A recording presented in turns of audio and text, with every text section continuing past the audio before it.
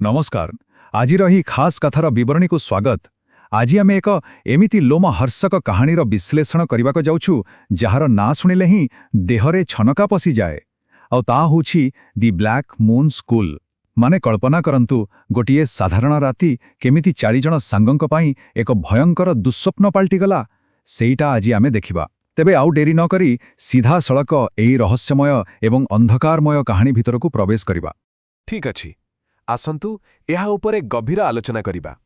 एईटा केवल गोटे गुजब। हाँ, एही कथापदक थिला आम काहानीर मुख्य चरित्र मानक मध्यरु जणे अर्जुनर। से हसी हसी एही विपदकू संपूर्ण रूपे एड़ाई देइथिला। एवं सबुठारु बड़ विडंबना हेउछि एइया जे जिए विपदकू सबुठारु अधिक हल्का भावरे निए ताकू ही सबुठारु बड़ मूल्य देबाकू परे। स्कूल भितरकू जीवा पूर्वरु अर्जुनर एही अत्यधिक आत्मविश्वासी प्रकृतरे आगामी विपदर प्रथम इशारा थिला। प्रथम अध्याय आरंभ एवं फास। एहिठारु ही आमे देखिबा केमिति सेही सांगो माने निज इच्छारे एमिति एक रास्तारे पाद देउछंती जोंठु फेरिबार कोनोसी बाट नाही। घटनाक्रम उपरे टिके नजर पकांतु। राति ठीक 11टा समय अर्जुन, राहुल, सीमा आउ नेहा स्कूल बाहरे ठिया होइछंती। पुरुणा कलंकी लगा गेट खोलिबार एक विकटाल क्री शब्द हैला। आउ तापरे हठात गेटटा आपे आपे बंद होइगला। भावंतु थरे मात्र किछि सेकेंड भितरे बाहर दुनिया सह सेमानकर संपर्क सबुदिन पई छिन्न होइगला। कहानी रे टेंशन बिल्डअप करिबार एहा एक जबरदस्त उदाहरण। एहा को किए बंद कला? नेहार एही पदे कथा बस एही गोटिए प्रश्नरु ही सेमानक भितरे भयर प्रथम लहरी खेली जाइथिला। एहिठारि ही सेमाने हृदयंगम कले जे परिस्थिति आउ सेमानक नियंत्रणरे नाही। जेउ कौतूहल नहीं सेमाने बाहरे थिले ताहा मुहूर्तक भितरे भयंकर आतंकरे बदली सारिथिला। वर्तमान एठारे सबुठारु कौतूहलपूर्ण कथा होछि सेही परिवेशर वर्णना। देखंतु, केवल जे अंधार थिला ताहा नुहे, भितरे एणेटेणे भंगा चौकी पड़िछि। आ सबुठु भयंकर कथा होछि कांथरे लागिथिबा पुरुणा रक्त भଳି दाग। एही छोट छोट तथ्य आमको एक स्पष्ट सूचना दिए जे अतीतरे निश्चित भावे एठारे किछि सांघातिक अघटन घटी सारिछि। एहाकू आमे परिवेश माध्यमरे कहानी कहिबा बोली कहि परिबा। आउ ठीक तापरे ब्लैकबोर्ड उपरे धड़ा चकरे लेखाथिबा एक धाड़ी नजर को आसे, एठारु फेरी जाओ नाही।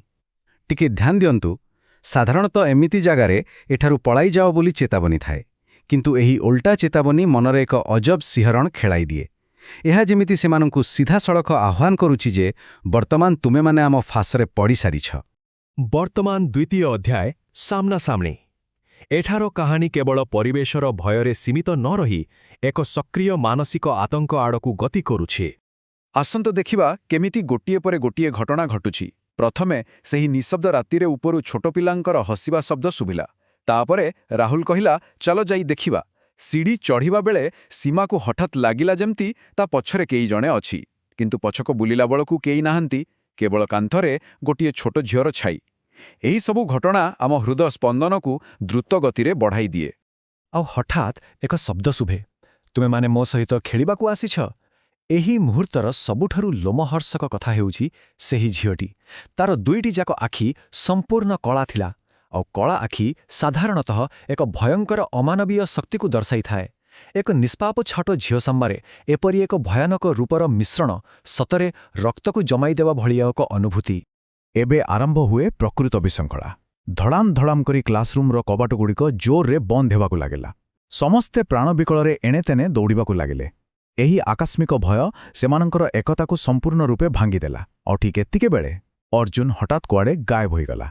दलरू जनकू अलगा करिदेवा एहा थिला सेही शक्तिर प्रथम सफलता। आउ तापरे एक स्वर आसिला, मते बंचाओ। हाँ, एही स्वर अर्जुनर ही थिला, किंतु प्रकृतरे एहा थिला एक भयंकर चक्रांत। देखंतु, एही दुष्ट शक्तिगुड़िक मनिषर संवेदनशीलता आउ साहाय्य करिवार इच्छाकू निजर बड़ अस्त्र करंती। एही डाकरा सुनी राहुल, सीमा आउ नेहा फेरीजिवा बदलरे स्कूलर आहुरी गभीर अंधकार भितरकू टाणी होईगले। आसंतु आगकू बढ़िबा एवं देखिबा एहा किपरि एक भयंकर रूप नेउछि। तृतीय अध्याय शेष पर्याय एवं परिणाम। थरे तुलना करी देखिबा। कहानी आरंभरे जो अर्जुन अति आत्मविश्वासर सह गुजबकू ठट्टा करुथिला, एबे से अंधारारे एक कोणरे बसिएछि। आउ जेतेबेले से मुंड उठाए तार आखि संपूर्ण धड़ा होई जाइथाए। ଏହି ଭୟଙ୍କର ପରିବର୍ତ୍ତନ ସିଧାସଳଖ ଦର୍ଶାଉଛି ଯେ ଅର୍ଜୁନ ଆଉ ସେହି ମଣିଷ ହୋଇ ରହିନାହିଁ।